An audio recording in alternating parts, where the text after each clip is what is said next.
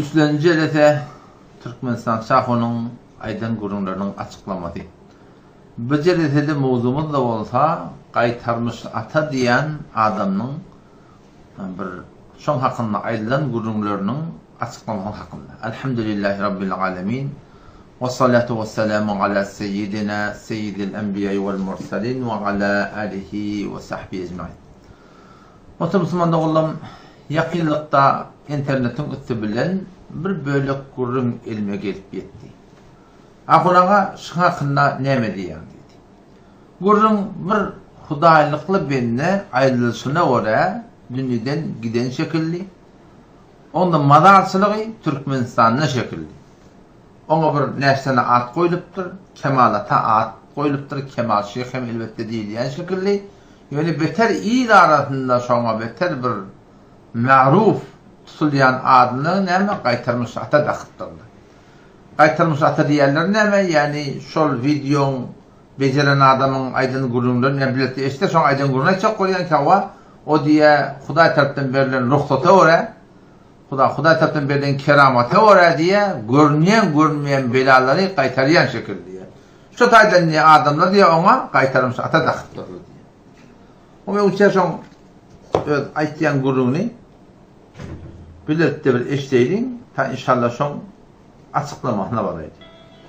Başlam müziği de var bırak.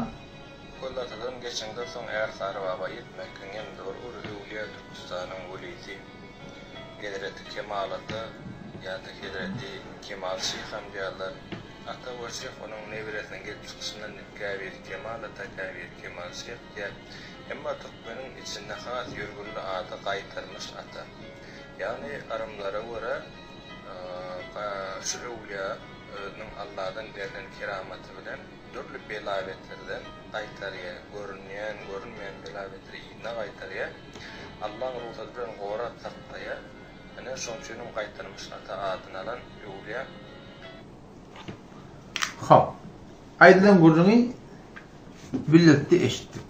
Bir duygu orta akladı, bir fikir orta akladı, bir etiqad orta akladı. İslam dinimizde biz hayti bir da anlam etmeli olsak, son bir elegi var, son elegi. Elekten geçirmeli. Göle geçir gurunluyken, her bir ağdı boş burdat diye, internetin üstünden her kim burdat deyip görüyor, adı Müslüman bulup, İslam'ın tiyatını burada aydık görüyor. Şıratla açıklaması, elekten geçirmesi neymi? Kur'an, sünnet, Hanefi mezhebinin fukahalarının, mujtehitlerinin, muhakkik ulamalarının aydın gururları.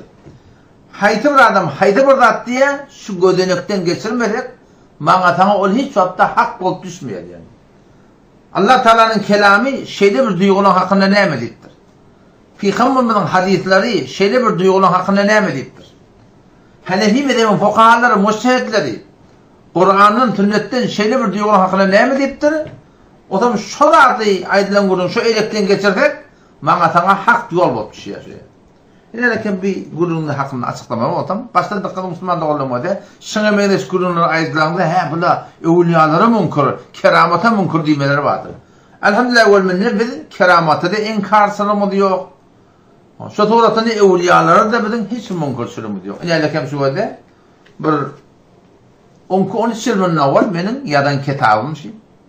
541 sayfa. Ahun Sultan gördüm bir 2 yıl edafa okudum. Tahassus diye ama muftiçilik diye. Sonra sol 2 yılın sonunda bir kitap gelip sonra Hüdürlemeli Selim'in Çekendi Ahmet'in değil. Şu Çekendi Ahmet'in payannama diye Fars dilinde. O şaturatın şun ödünde de inelekem açıklayıp çıkmadı keramat-ı Evliya hakkında. İnelekem yadığılca keramat-ı Evliya 420 seferde açarız şu mevzunu açıklayıp aydığılı yani. Mesela biz elhamdülillah velminne keramata da münkur değil ve şaturatında Evliya Allah'ları da münkur değil. Evliya Allah diye ne? Manah ne? Allah'ın duatları. Ve Allah'ın duatlarında münkur olup olacak. Yani gurun şunu Müslüman doğrulam o da şun yankı aydın gurunlarına ne mi diye arımlara oraya diye da arımlara oraya şu evliya ödünün Allah'dan verdiğin keramatı verilen dürlü belalardan qaytaryan eken diýdi. Görünýän, görünmeýän bela beterleri ýerine qaytaryan. Näme dili bilen Allah'ın ruhsaty bilen. Näme bilen diýdi? Arymlara görä diýdi. Arym diýip näme diýerler? Türkmenin bir öz bir ýüregini alýan zady bar. Biziň arada üdüm diýdiler ona. Türkmen sehrada İran'da üdüm diýdiler. Gaýra wagtda arym diýdiler. Her tarafın öz ýüregini bir alýan duýgusy bar. Bir etdiýän öz etiqady bar. Öz bir fikirine gelip bana içine şeyle olmasa şeyle olur, böyle olsa şeyle olur deyip özünden bir buradan bitip de etiqat etmesi var, şuna arım deydi. Hamanda bir yola var ya, orada falan yerde yıldız var, ha yıldız, bu falan bunu deyip iyide vurdu ya. Ya şuna meyne şuna bir yerden var ya, onun pişik yemişik geçiyor, yedi kadem iyide gitmeli, ondan sonra o gitmeli, yoksa falan da yapmalı ya. Oradan palamılık geliyor, ömürlük geliyor. Köğüş var akın beylerli, nuha onu bu okun, bana palam oluyor. Şimdi hemen arım değil ya, Türkmen sana ödüm dediği vakit ya. Yani öz duygusuna oraya, burada da etiqatlanıp, duygulanıp, şeyle oluyor deyimler var. Yani bu da ne mi deyipti o? Arımlara oraya evliya, şıforum diye. Tamam. İşte da kurumşun dikkat edin o da. Hanefi mezhep boyunca, avvela Kur'an'dan aydeyin, sünnetten aydeyin, şeriata göre biz eğer burada etiqat tutunacak olsak, ne midin etiqat tutunmalı? Arımlara göre etiqat tutunup oluyor yani. Hanefi mezhep boyunca, 4 mezhep boyunca, eğer burada adam etiqat edecek olsa, o şey etiqat içinden etiqadiyat olacak olsa, şu diye Kur'an'dan ya hadis-i mutavatırdan tutuluyor. Her bir hadisten de etiqat tutunup olunak yani. Kâd hadisler oluyor, sahih hadisi öyle. Sahih hadis bola yani Peygamber'de teyit bilen doğru yoktur. Senede sahih bola yine de şuna etiqat tutulmuyor. Nâleke bizim akaide nesefidik, Hanefi mezhebinin akaide kitabı var. Şuna bir düzgün ortaklığı yaşı duygun düşündürecek olarak ne mi diye? Hadiste geliptir diye. Hadis de sahih hadis diye. Peygamber'den tanesi diye 124.000 diye. Peygamber'den tan 124.000 diye. Ama Huday Teala Kur'an'da minhum men qasasna aleyk ve minhum men lem naqsus aleyk. Ey Muhammed Mustafa şu Peygamber'den bazılarını defterini tamam okuyorduk, bazılarını okuyamadık deyipti. Huday Teala Kur'an'da tamam belletmektir. Burada bir tane hadis var, sahih hadis, haber var, mutawatir değil, yani bir güçlü anır başına yeten hadis değil. Şu taydan bunu kenara koyuluyor, kabul edilmiyor, ne mi diyor? Adı köpü 724.000 deyip aytmalı diyor. Dikkat edin onu kadar, arama var ya. Ödüme ora, öz duyguğuna ora, öz düşmana ora, öz fehmine ora, öz yanında öz buna etiqat etmeklik bilen, eğer etiqat tutup veren olsan, seni Müslümanı ehli sünnete Hanefi mezhep, şunu düşün ki sen henüz hakikatlardan beter daş düşür yani. Hanefi mezhep ehli sünnette ne mi değil ya? Sen eğer buna etiqat tutacağını Kur'an'la, hadis-i mutavatırdan tutulmalı yani. Hakikat ne mi? Diyanatta, yüreğini alıp da öde etiqat tutup veren adı nedir ya? O da şu daydım o da, arım deyip bana Kur'an'la açıkta bir şey Allah Teala aydıptır da 30. ayet Suriye Şura'nı barda koydu. Türkmen şunkun yıldız falan yerde, buğun ayın falanı, buğun günün falanı, çobanın tayağından görmek, gelinin ayağından görmek, cavan olamayan şansım yok demektir. Yaşamamayan esvâlâhîm, şimdi yakmanın evliyaların yanına varanına, ödyanın öyle bir duygusu falan burada da doğruluğuna, sonra ırım edip yine burada etiqad etmektir. Allah Teala Kur'an'a ne mi diye? وَمَا أَصَابَكُمْ مِنْ مُصِيبَةٍ فَبِمَا كَسَبَتْ أَيْدِيكُمْ وَيَعْفُوَ عَنْ كَثِيرٍ diye. Sure-i Şura 25. paradadır. 30. ayet barda okuy. وَمَا أَصَابَكُمْ مِنْ مُصِيبَةٍ ol bir qiyinçilikte getirin başına da geliyor. فَبِمَا كَسَبَتْ أَيْدِيكُمْ Allah Teala bol piyorsunuzdan niye? Arımdan değil yani. Çobanın tayağından değil diye Huday Teala. Gelinin ayağından değil diye. Yıldızdan değil diye. Aydan değil diye. Kardeş şankı diyorlar. وَمَا أَصَابَكُمْ مِنْ مُصِيبَةٍ ol bir qiyinçilikte getirin başına da geliyor. Allah Teala ne mi diye? فَبِمَا كَسَبَتْ أَيْدِيكُمْ öz bol piyorsunuzdan وَيَعْفُوَ عَنْ كَثِيرٍ Allah Teala köpsünü affet diye. Yani bizim bol piyorsunuz da Huday Teala burada edecek o da bize rahat yetmeli. Allah Teala rahmetinden kabul et diye. O da şu tane Kur'an ne mi? 30. ayette biliyor musun? Sure-i Şura'da. Başlarında bela geliyor. Ne mi dedin? Huday Teala bol piyorsun dedin. Türkmen ne kadarları? Arımek diye. Müslüman da şu akide ne mi diye. Şu akide küfür de neymiş? Şu akide küfür de neymiş? Sahih Bukhari'de hadis geliyor. Peygamberimiz bir deyip geliptir. Akşam geceleşip kalıptırlar. Gece yağın yaptır. Ondan sonra Peygamber ertesi namazdan sonra gurun bölümüne ayttı diye şeyle. Her kim Allah'ın her kim falan yıldız sebepli yağın yağdı diye aytı. Şonu armet ya da şeyle vallahi böyle vallahi. Şonu etiqad etiyor. Falan yıldız sebepli yağın yağdı diye aytı deyip Peygamberimiz. Şol adam Huday Teala diye aytıyor. Men Allah'a kafir yıldızlara imanı var şon. Ama her kim Allah Teala'nın fazla rahmeti oldu deyip yağın yağdı deyse onu şol adam Allah Teala bana imanı var şon yıldızlara imanı yok diye aytı diye adam. Şircene bir angarda bir ulukon delille var. O hadiste de sırahaten öyle ilerlerken bir ma'ruf hadis var. Peygamber Kuda Samet mübarek hadis var. Ne diyor? At-tiyara şirkun. Örmetmeklik. Burada da öd yandan ödün.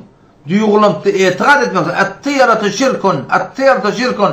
Peygamber üç tarafta şirk deyiptir diye. Şirk diyenler bir günahı ki Allah Teala ben her günahını geçer şirki geçmiyor deyiptir. Sırahaten ne hadiste geliyor bu. Örmetmekliğe bir yok katıl ödün duygu deyip başına bela gelenler köküşten görüp, tabaktan görüp, çanaktan görüp, pilden görüp, kerkiden görüp, yıldızdan görüp, aydan görüp, başa gaylap verme, öd bolup versin koydu. Neden Huday'ta şerik getiriyorsun? Neden Huday'ta şirk gayrı oluyorsun Huday'ta yapkan diye. Peygamber sallallahu aleyhi ve sellem وَلَكِنَّ اللّٰهَ يَذْهَبُ بِالتَّوَكُّلِ Yavrum odat bir borumuz odat geliyem Allah'ta odatları tevekkül verin ayrıya deyipti. Allah'a tevekkül etmeli, men bolup versin deyip anlam etmeli. Bu da Huday'tan odat olacak deyipti. Yok bu zatları yüreğim veren de ne oluyor? Onu ben şuna kıyafet Türkmen'e diye de onu yüreğim diye şuna veriptim diye indi diye şuna uğruna gitmesem yürek duyguğuma uğruna bulmasam başıma bela geliyor diye o da onu Peygamberime aydıptır. Allah Teala diye Peygamberime de aydı ya. Allah Teala aydıptır. Yani ande zanne abdi bi men bennemin gümenin yanında deyiptir. Bakın gelen gümenin Huday Teala şun başıma şundan bela getirir, yeni bırak getirir deyip öd yok öd armet diyarın, üdümet diyarın şu tayden senin başına bela getirir diye. Ne mi diyeyim? Çünkü Huday Teala ortaya şartlarını söylemeyen sen diye senden yani. O da şöyle Müslümanlar oğlum bıraktın, katip tövbe etmek gerek yani. Ondan sonra da tadı ne mi dedi biliyor musun? Şu diye verilen keramet bilen dürlü belaları kaytarıyan şekilde. Görünmeyen belaları, görünmeyen belalar diye. Delil ne? Allah'ın ruhsatı bilen diye da. Korap saklayan şekilde diye. Hop dikkatli Müslüman da olamadı. Peygamberimiz 23 yıl peygamber oldu. Peygamberimiz 23 yıl peygamber oldu.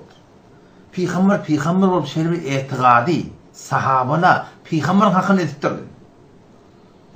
Ki şu peygamber beladan kaytarıyan mı olsun?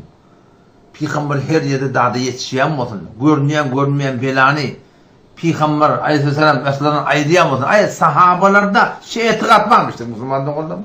Böyle bir etiqad yok. Peygamberin öyle etiqadı ne mi? Kul innema ed'u Rabbi Muhammed Musa'nın gidersi. İnnemâ ed'u Rabbi min Rabbim Allah'a ibadet ettiyen şuna sığın yani. Peygamberin etiqadı var, Huday sığınmaklık. Sahabaları da orada naşallah 23 yıl Peygamber sallallahu Peygamberin yaraları hiç zamanla ya Resulullah yetişiyor falan ediyor diyen etiqad asıl yokmuştuk aytmaptırdım demektirdi Müslümanlar. Ve bir adam bir tane hadis getirsin başarsa ki sahabalar da Peygamber sallallahu şola ya Resulallah ya Muhammed deyip çağıram oldu yani. Böyle bir asıl yok Müslümanlar oldu. O Cengiye Mahmud'a bırak diyen Resulü'ne çok koyanlar. Cengiye Mahmud'a sahabalı ya Muhammed deyiptir diyorlar.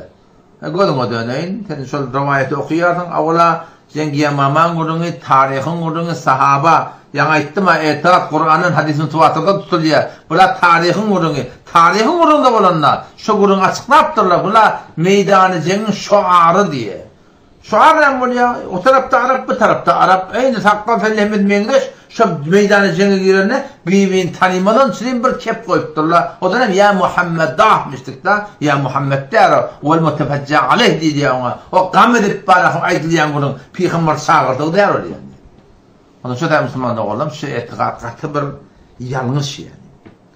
O zaman kavatta Müslümanlar oğlum diye ona çağıran diye doğrulanan ayadan diye. O nezre oluyor diye. Ha ve de şu da açıklayıp tefsirde geliyor.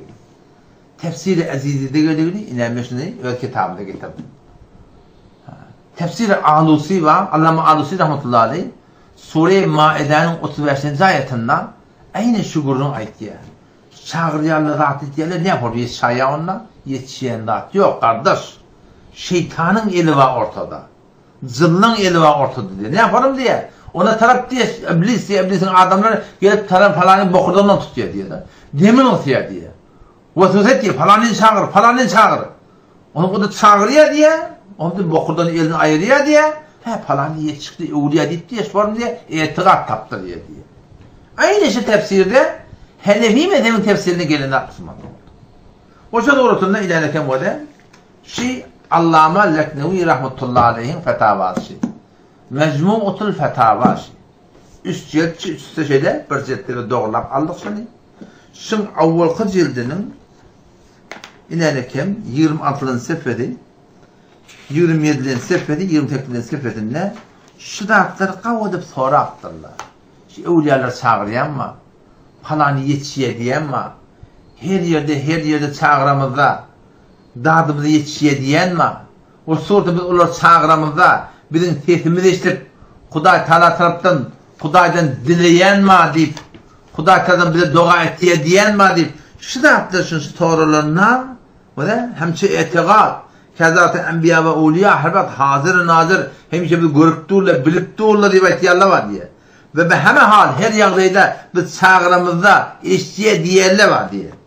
O şey doğrultusunda ilerlerken ma kavlukum fi raculin bir adam yadunnu gümen etiye ennel evliyalar ya'lemun bizim yağdayımızın haberi var ve yesme'une ninel munada yani çağırgızını işçiye deyip etiyalla var. قريبا وبعيدا داشوهن يقيمهن ويستمده بألفان تقول حاضر أين برادم يقول يعني أكادم falan yetişiyor diyor yani lakin çağırıyor da şun yani çağıryan adamla var şunun hakkında ne emedi yani soruyor da Allame Leknevi rahmetullahi aleyh Hanefi mezhebinin fukahatı şa'adım bolmasa bütün Türk mesela hücrelerin bağlamalı şun hidayet şerh yazıttır şerh-i vakaya şerh yazıttır Muatta İmam Muhammed'e şerh yaptırır. Şun kitapları bolmasa bütün hücreleri bağlanmalı Müslüman olur. Ne emediyor şu adam hakkında?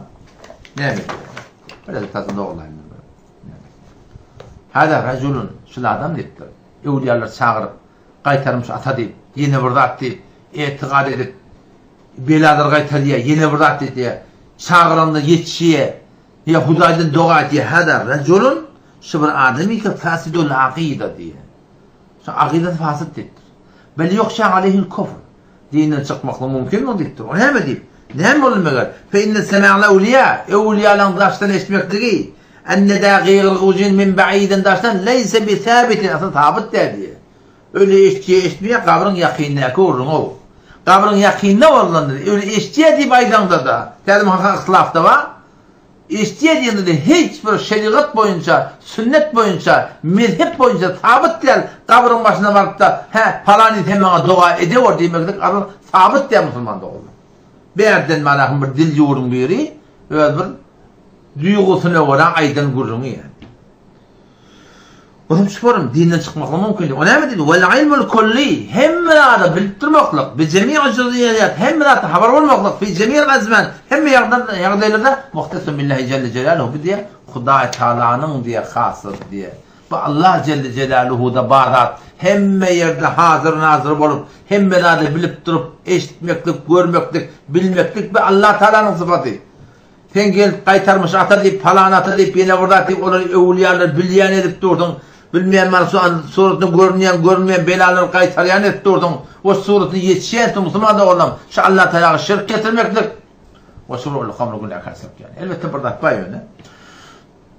Şirk değilenle Türkmeniyada yoryalı tevil etti yani da. Şu tarzı birbirimize müşrik bolan, kafir bolan demekten yataklaydı.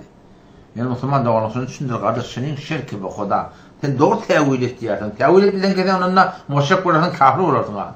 Ay Huda'ya eşittir diye falan diye tevil ettiği da sen ettiğin şirkliğine hiçbir şek yok yani elbette her tarafa bir kafir ya müşrik deyip edenler maşa akide Müslüman da olan fasıt akide yani. Onun için Allah da tevfik versin. Yine de yerinde bir gurduğuna ettir ha onunla etip vereyim. Şohum soğaram şu qaytarmış ata diğerlerim var zayini. Kullun Näme tutturlar diye bilýär. Ýeri çeliýer tutturlar diye. Gulagat. Men bu ýere 10 ýyl mundan kiçi wagtym bardım, hatda ondan hem 2009-njy ýylda bardım. Hawa. Emma şu güni görsen hatda sadaka bermekçi, ýa-ni çeýnegenden, halatyndan, künnügünden, beýgadandan, çemçetini selli, dulgatladan selli hemmedadi altylar, remont etdiler, sadaka saýwatdylar. Allah razy bolsun, diýaratyňyz kabul bolsun. Allah. Ene gelseňiz ähli şertlere bar. Ağlayan näme diýär? Madarçylygy mihmançylyk etdirdi. Madarçylygy barmadan maksat näme? Ewliýaçylygy barmakdan kıyamatyň ýaly halmany şu ýatylary doga etmeli. Mer otar penşembe bardyrmy? Zymga bardyrmy? Mer otar näme? Nahary diýen ýermi? Ulamada aýtdyrlar. Gabrystana iýmeklik, içmeklik ýüreňildir ýedikdir. Bu toýda barıp ağladan. Gabrystana gülsen akıllı adammış ol adam ihtiyacı. Akıllı adam şey der mi? Kabristan her için var diye. Mesela ölçen yadın atal bu. Şu yatalar da gayet mi? Ooo orada mağır vardı. İşte orada ona koncayet koyutturlar. Şonu beriyen harzını değil, verirdiniz gariplere, muhtaçlara, gerekli adamlara, Müslüman da oldum. Şudatlar edipler ne yapayım diye. Şuda İslam dininin hiçbir tüyyanlarını deniyor.